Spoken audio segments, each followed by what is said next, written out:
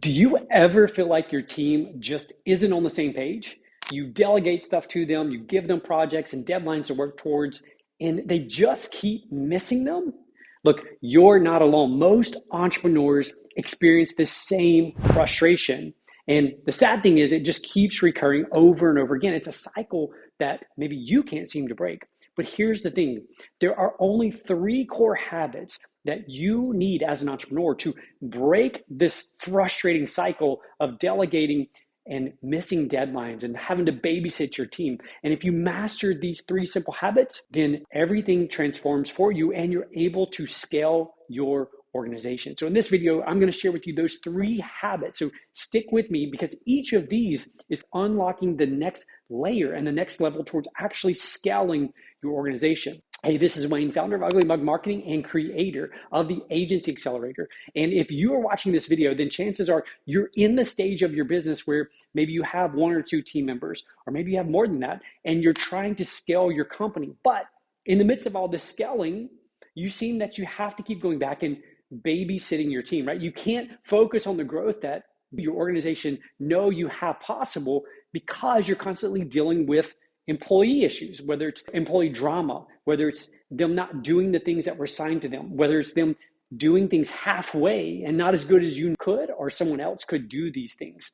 So what do we do? How do we actually break through and get to this next level? Here's the thing.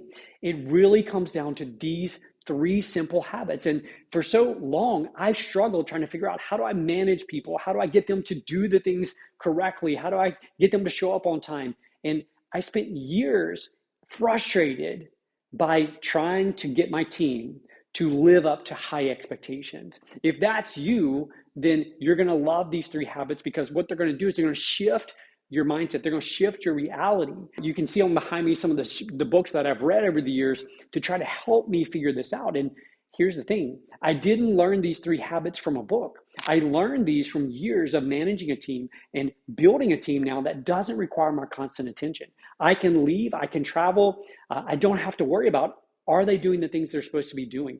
Are we delivering remarkable results for our clients? And so for you, regardless of the business that you're in, whether it's a marketing agency, whether it's a traditional retail, whether it's e-commerce, if people are a core part of your business, in order for you to scale to reach your goals, then these habits matter a lot.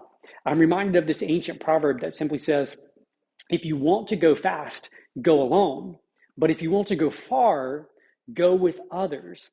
And in business, that is so true. If we want to build a long-term sustainable business, we know as entrepreneurs, we can't be the only person doing everything, right? We have to build out our team. We have to have people that we can trust who are going to do an amazing job for our customers and to help us bring our vision to life. So what are these three habits? Let's jump in. Habit number one is this, that you have to instill in your team the knowledge and difference between trust and suspicion. Those two words are so key. As a matter of fact, it's one of the very first conversations that we have with people when they start on our team. We tell them simply this, in our organization, we're defaulting to trust. In other words, we're trusting you. We brought you through the whole hiring process, right? We've interviewed you, we've reviewed your application, and you are here today because we trust that you are the right person to be on our team. We trust that you understand where we're trying to go and that you have what it takes to help us get there.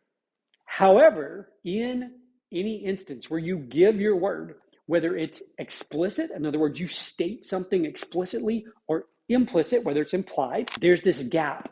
And in that gap, you are either building trust or you're building suspicion. The question is, which are you building through your actions? Which are you building through your words?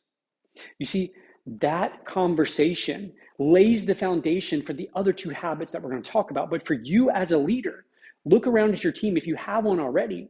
And chances are a lot of your frustration comes from the fact that they are building suspicion, right? Your team members are doing things that don't build trust. They erode that trust away. So you need to go sit down and have this conversation with each of your team members that says, look, we are going to be a high trust company, a high trust organization. And in order to work here, we all have to agree that we're going to work towards building trust. And so start with conversation around in what ways have I as a leader not been building trust with you? Where have I given my word to you, but then not lived up to my word? So let's start the conversation with that, but then flip the conversation to them. Here are some ways that I've observed that you've given your word, whether it's explicit or implied, and you haven't lived up to your word. And those things are eroding trust. So I need you to start living up to your word, to start rebuilding that trust. And one other quick note on this is that trust is built in drips, but it is lost by the bucket load. And so it takes time to rebuild trust. So if you have team members on your team right now who you don't trust them to show up and do a good job. You don't trust them to meet deadlines. You don't trust them with the most important clients or customers that you have. You need to have an honest conversation with them that it's going to take time to build that trust up. And here are the things that I need you to do in order to build that up. So habit number one is the habit of building trust. But the flip side of that is also we have to understand that there's this habit possibly in your organization where they're building suspicion. So we've got to bring that to the forefront. Habit number two is you have to have crystal clear expectations for your team members. So often we hire somebody, we bring them on, they're excited to be there. We're excited because they're here, and they show up, and we by default assume they know the way we want them to operate. They know the expectations that we have in place for them. And so often, if we're not careful as entrepreneurs, many of our expectations are implicit, they're implied. In other words, we haven't verbalized them, we haven't written them and handed them to our team members. So for you, do you have crystal clear expectations for your team members? And when I say crystal clear, they should be documented, they should be written down.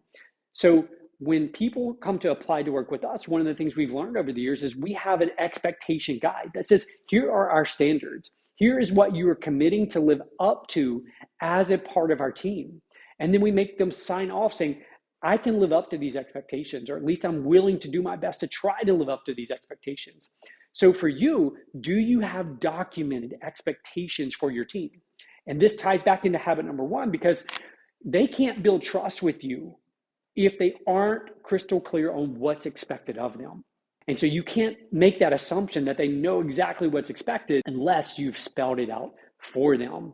And as simple as that habit sounds, what I would encourage you to do is take time now, jot down what you expect of your team members. Grab a sheet of paper, hit pause on this, write down a few bullet points on what you expect. Do you expect them to show up on time? We assume that, right? But do you have it documented? Do you expect them to respond to emails within a day, a week, a month, a year? Do you expect them to answer the phone? Do you expect them to return phone calls? Do you expect them to show up dressed a certain way? What are all your expectations, right? You're the boss, you're the entrepreneur, so you get to set those expectations. And if they don't like the expectations, then they don't have to work for you, and that's okay. You want to find people who are willing and able to live up to your expectations. So habit number one, we're going to have the conversation about trust versus suspicion. Habit number two is we're going to have crystal clear, spelled out expectations for our team. And habit number three is we want to have public accountability for our team members. What do I mean by that? So often we as entrepreneurs, we know it's important to hold our team accountable, but the only time we hold them accountable is when they screw something up, right? That is when we hold them accountable. We don't have regular reviews with them. We don't check in with them and see how they're doing. Are they making meaningful and measurable progress towards their goals? We wait until something gets screwed up, and then we sit down and we quote unquote hold them accountable. So one of the things that we recommend that you do is you hold a team meeting. So even if it's just you and one other person at this point, start the habit, start the discipline of a recurring weekly team meeting. And in that team meeting, here's just a brief outline of what you want to cover. Number one, you want to have some form of opening activity, fun thing. It could be trivia, it could be a game, just something to break the ice, to engage in the present moment together. Number two, you want to talk about what's coming up this week. In other words, are there certain things taking place within your business that everyone needs to be aware of? Then what is happening next week? Again, we want to look forward to next week, and we just want to see, here are the things that are taking place next week. We then want to move into quick wins. So what are some things that have happened that we can celebrate? What are the wins that have taken place that we want to talk about? We want to celebrate, because again, we want these meetings to be about building trust. We want them to be about getting clear around what's expected, and we want to celebrate when those things are accomplished and achieved. The next one is we want to move into a section about failures. Where did I fail? Right? Every week, we all make mistakes. We all mess up. Let's bring those to the front and center. Because if not, what happens is, what do? We get our broom, right, and we sweep the mistakes under the rug. And if you have a team who's constantly hiding their mistakes, sweeping them under the rug, you're going to end up with a team that creates lots of issues and lots of drama for your customers, for your operations, and for your future. So we want to make sure that we bring those failures out and we talk about those failures and get them public. And then the next thing we want to do is we're going to move into a section where they are talking about where they are in relation to their wildly important goal. Now, you can do this however you want. We do it in a quarterly system on a quarterly basis. What is that they're pursuing in this quarter? And you need to help them get clear. And the way that you do that is they have to be clear about what the vision is for the company. Have you spelled that out? Do they know the vision for the company? Do they know your mission? Why do you exist? Why does the organization exist? And then what is the company's goals for the entire year? So they can work backwards and you can help them see this is the most important thing for me to focus on right now. And so then below that, they're going to talk about their 3 lead metrics. So they're going to have 1 primary goal and 3 lead metrics. And those lead metrics, each week, they're going to share with you the commitments they've made and the things they've done to help bring those commitments to life. And then you're going to have some form of learning and education in your team meeting, right? So that everyone can grow together, people who grow together.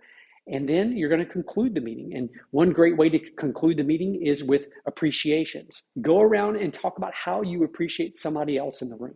It's that simple. So still this framework. I know I went into detail on this framework for the team meeting, but that's important because when it comes to public accountability, you want to start now.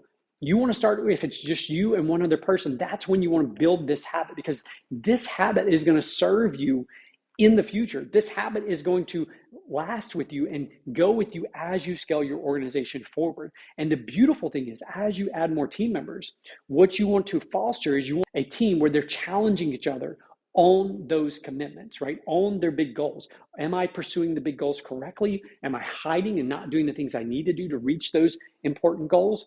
When you do this, it creates peer accountability, and it's no longer about you one-on-one having to hold people accountable.